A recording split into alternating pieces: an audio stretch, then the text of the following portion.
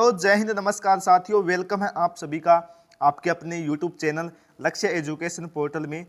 तो दोस्तों, जैसा कि आप सभी को पता है कि हमने क्लास 12 हिस्ट्री यानी कि इतिहास की जो एमसीक्यू की सीरीज है वो शुरू कर रखी है।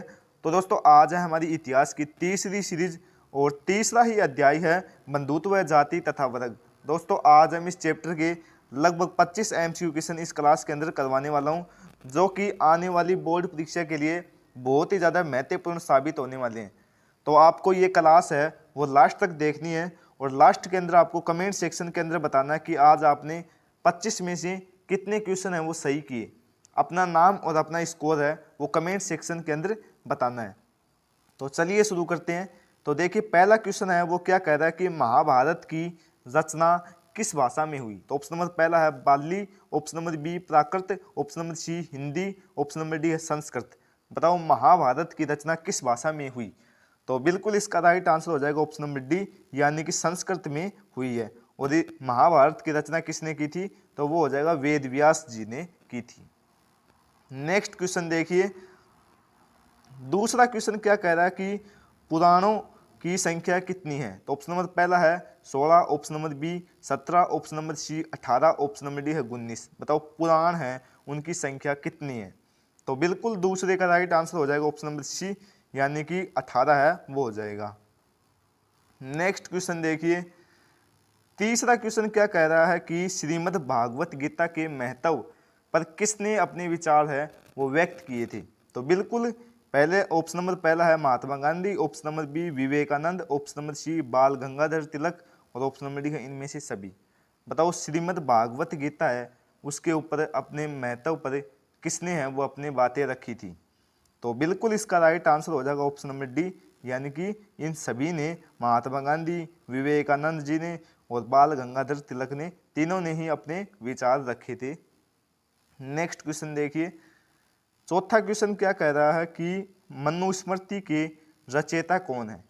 तो ऑप्शन नंबर पहला है Ved Vyas, option number B Valmiki, option number C Manu, option number D है इनमें से कोई नहीं। बताओ मनुस्मृति के रचयिता कौन है। तो बिल्कुल 4 का राइट आंसर हो जाएगा ऑप्शन नंबर सी, यानी कि क्या हो जाएगा मन्नु।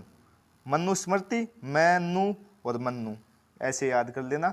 नेक्स्ट क्वेश्चन देखिए, ये देखिए कुछ इंपॉर्टेंट पॉइंट है। महाभारत की रचना है वो वेद व्यास जी ने की थी और रामायण की रचना वाल्मीकि ने की थी और मनुस्मृति की रचना मन्नु ने की थी। दोस्तों तीनों ही मोस्ट इंपॉर्टेंट पॉइंट है, याद रख लेना आपको।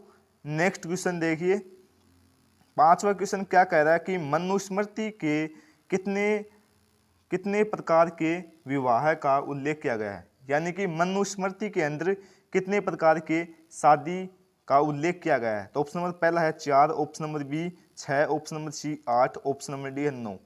बताओ क्या हो जाएगा पांचवे का राइट आंसर। तो बिल्कुल ऑप्शन नंबर सी है वो इसका राइट आंसर हो जाएगा, यानी कि 8 का उल्लेख किया गया है। नेक्स्ट क्वेश्चन देखिए, छठा क्वेश्चन क्या कह रहा है कि महाभारत महाभारत का युद्ध कितने दिनों तक चला था। ऑप्शन नंबर पहला है 15 दिन, ऑप्शन नंबर बी 16 दिन, ऑप्शन नंबर सी 17 दिन, ऑप्शन नंबर डी है 18 दिन। बताओ दोस्तों क्या हो जाएगा छठे का राइट आंसर। महाभारत का युद्ध है वो कितने दिन तक चलता है। तो बिल्कुल इसका राइट आंसर हो जाएगा ऑप्शन नंबर डी, यानी कि 18 दिन तक चलता है।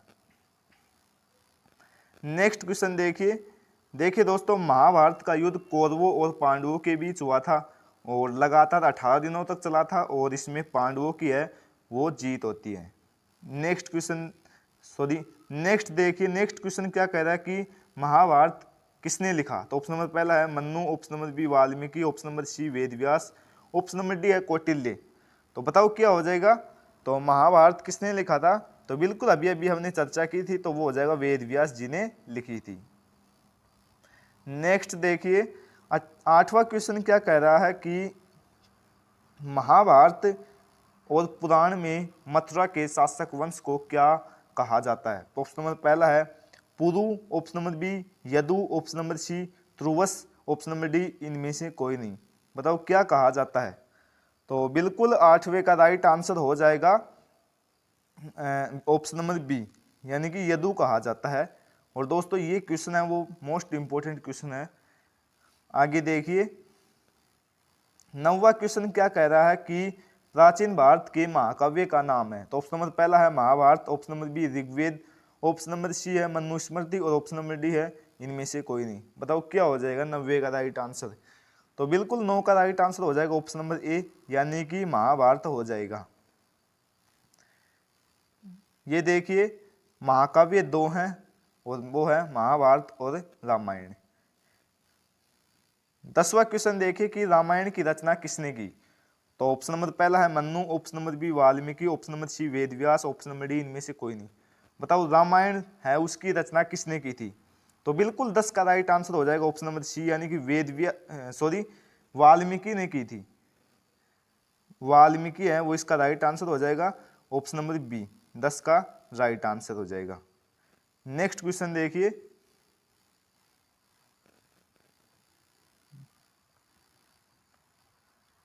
दुर्योधन की मां कौन थी? तो ऑप्शन नंबर पहला है Gandhari, option number B Kunti, option number C Madhuri, option number D है सत्यवती। बताओ दुर्योधन की मां कौन थी?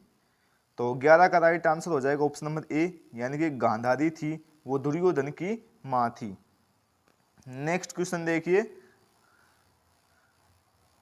12वां क्वेश्चन क्या कह रहा है कि दुर्योधन की ओर से कौरव पांडव युद्ध में शामिल थे? तो ऑप्शन नंबर पहला है Karshan, option number B Pandu, option number C Bhishma, option number D है शांतनु। बताओ क्या हो जाएगा इसका राइट आंसर 12 का? तो बिल्कुल 12 का राइट आंसर हो जाएगा ऑप्शन नंबर डी, यानी कि क्या हो जाएगा शांतनु हो जाएगा। नेक्स्ट क्वेश्चन देखिए, 17वां क्वेश्चन क्या कह रहा है कि भीम की पत्नी कौन थी? तो ऑप्शन नंबर ए है Draupadi, option number B Gandhari, option number C Hidimba, option number D Amba. बताओ भीम की पत्नी कौन थी? तो बिल्कुल 13 का राइट आंसर हो जाएगा ऑप्शन नंबर सी, यानी कि हिडिंबा थी, वो थी भीम की पत्नी। और आप सभी को पता है गांधारी थी, वो थी धृतराष्ट्र की पत्नी। धृतराष्ट्र की पत्नी थी गांधारी, जिन्होंने 100 पुत्रों को है वो जन्म दिया था, जिन्हें आगे चलकर कौरव कहा गया था, और कौरवों और पांडवों के बीच युद्ध होता है। नेक्स्ट देखिए, 14वां क्वेश्चन क्या कह रहा है कि युद्ध भूमि में अर्जुन के सामने की सेना में था? युद्ध भूमि में अर्जुन के सामने की सेना में था। तो ऑप्शन नंबर पहला है Dronacharya, option number B Bhishma Pitamah है, option number C Duryodhan, option number D है उपयुक्त सभी। बताओ। तो बिल्कुल 14 का राइट आंसर हो जाएगा ऑप्शन नंबर डी, यानी कि उपयुक्त सभी। ये सभी थे, द्रोणाचार्य, भीष्म पितामह है और दुर्योधन। नेक्स्ट क्वेश्चन देखिए, 15वां क्वेश्चन क्या कह रहा है कि गीता में उपदेश दिया गया है? तो ऑप्शन नंबर पहला है कर्म करो, ऑप्शन नंबर बी भविष्य की चिंता मत करो, ऑप्शन नंबर सी कर्मफल हमारे हाथ नहीं है, ऑप्शन नंबर डी उपयुक्त सभी। बताओ क्या हो जाएगा 15 का राइट आंसर? और मोस्ट इंपोर्टेंट क्वेश्चन है, तो बिल्कुल 15 का राइट आंसर हो जाएगा ऑप्शन नंबर डी, यानी कि उपयुक्त सभी है वो हो जाएगा। नेक्स्ट क्वेश्चन देखिए, 16वां क्वेश्चन क्या कह रहा है कि निम्न में से किस संत ने गीता पर टीका मराठी में लिखा? तो ऑप्शन नंबर पहला है Eknath, option number B Namdev, option number C है Tukaram, option number D Maneshwar. बताओ क्या हो जाएगा, किस संत ने गीता पर टीका है वो मराठी भाषा में लिखा? तो बिल्कुल 16 का राइट आंसर हो जाएगा ऑप्शन नंबर डी, यानी कि मानेश्वर ने लिखा था। नेक्स्ट क्वेश्चन देखिए, 17वां क्वेश्चन क्या कह रहा है कि क्षत्रिय शब्द का साहित्यिक अर्थ है? मोस्ट इंपोर्टेंट क्वेश्चन है दोस्तों ये भी। ऑप्शन नंबर ए राजा, ऑप्शन नंबर बी लड़ाकू, ऑप्शन नंबर सी रक्षक, ऑप्शन नंबर डी क्षेत्र पर अधिकार होना। बताओ क्या हो जाएगा, क्षत्रिय शब्द का साहित्यिक अर्थ है वो क्या हो जाएगा? तो बिल्कुल 17 का राइट आंसर हो जाएगा ऑप्शन नंबर डी, यानी या क्षेत्र पर अधिकार होना ही क्षत्रिय शब्द का साहित्यिक अर्थ कहलाता है। नेक्स्ट क्वेश्चन देखिए, 18वां क्वेश्चन क्या कह रहा है कि गंगा पुत्र किसे कहा जाता है? तो ऑप्शन नंबर पहला है Arjun, option number B Vidur, option number C Bhishma, option number D Pandu. बताओ क्या हो जाएगा, गंगा पुत्र किसे कहा जाता है? तो बिल्कुल 18 का राइट आंसर हो जाएगा ऑप्शन नंबर सी, यानी कि भीष्म को कहा जाता है। नेक्स्ट क्वेश्चन देखिए, और आप सभी को पता है कि भीष्म को कहा जाता है, जो कि भागीरथ के नाम से भी प्रसिद्ध है। नेक्स्ट देखिए, 19वां क्वेश्चन क्या कह रहा है कि कर्ण की मां कौन थी? तो ऑप्शन नंबर पहला है Kunti, option number B Gandhari, option number C Madhuri, option number D Satyavati. बताओ क्या हो जाएगा, कर्ण की माँ कौन थी? तो बिल्कुल 19 का राइट आंसर हो जाएगा ऑप्शन नंबर ए, यानी कि कुंती हो जाएगा, थी कुंती कर्ण की माँ थी। नेक्स्ट क्वेश्चन देखिए, 20वां क्वेश्चन क्या कह रहा है कि मानव जीवन के संपूर्ण जीवन को कितने आश्रमों में बांटा गया है? तो ऑप्शन नंबर पहला है 4, option number B 2, option number C 5, option number D है 3।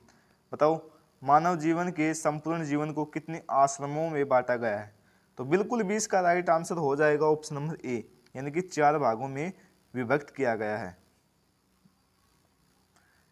और 4 भाग है वो कौन कौन से हैं? मानव के संपूर्ण जीवन को 4 आश्रमों में बांटा गया है। पहला है ब्रह्मचार्य, दूसरा है गृहस्थ, तीसरा है वनस्पति, चौथा है संन्यास। यही है कि मानव जीवन को 4 आश्रमों में बांटा गया है। नेक्स्ट क्वेश्चन देखिए, द्रौपदी किसकी पत्नी थी? तो ऑप्शन नंबर पहला है अर्जुन की, ऑप्शन नंबर बी भीम की, ऑप्शन नंबर सी नकुल की, ऑप्शन नंबर डी इनमें से सभी। बताओ क्या हो जाएगा, द्रौपदी किसकी पत्नी थी? तो बिल्कुल 21 का है वो राइट आंसर हो जाएगा ऑप्शन नंबर डी, यानी कि आप सभी को पता है कि द्रौपदी थी वो 5 पांडवों की पत्नी थी, और 5वां हो जाएगा युधिष्ठिर, है ना। तो बिल्कुल इसका राइट आंसर हो जाएगा इनमें से सभी। आगे देखिए, अभिमन्यु किसका पुत्र था? तो ऑप्शन नंबर पहला है Arjun, option number B Bhim, option number C Nakul, option number D है सहदेव। बताओ क्या हो जाएगा, अभिमन्यु था वो किसका पुत्र था? तो बिल्कुल ऑप्शन नंबर ए है वो इसका राइट आंसर है, यानी कि अर्जुन का पुत्र अभिमन्यु था। नेक्स्ट क्वेश्चन देखिए, गंगापुत्र किसे कहा गया? ये तो रिपीट हो गया, भीष्म पितामह को कहा जाता है। तो दोस्तों आज की क्लास के लिए है इतना ही। अगर आपको ये क्लास आती है तो इसको लाइक कर दीजिए और इसको शेयर कर दीजिए, और चैनल पर पहली बार आए हैं तो इसको सब्सक्राइब कर लीजिए। और दोस्तों अगर आप भी हमारे व्हाट्सएप ग्रुप में जुड़ना चाहते हैं तो दिए हुए व्हाट्सएप नंबर पर हमें मैसेज कर देना। व्हाट्सएप नंबर है 9079615773। ये हमारे व्हाट्सएप नंबर हैं, और हम आपको व्हाट्सएप ग्रुप में जोड़ देंगे, जिसके अंदर आपको फ्री में PDF और नोट्स हैं वो प्रोवाइड करवाए जाते हैं। तो आपको जुड़ना है तो इन दिए हुए नंबरों पर हमें मैसेज कर देना है। तो ओके दोस्तों, मिलते हैं नेक्स्ट क्लास में अगले महत्वपूर्ण चैप्टर को लेकर। तब तक के लिए जय हिंद, जय भारत।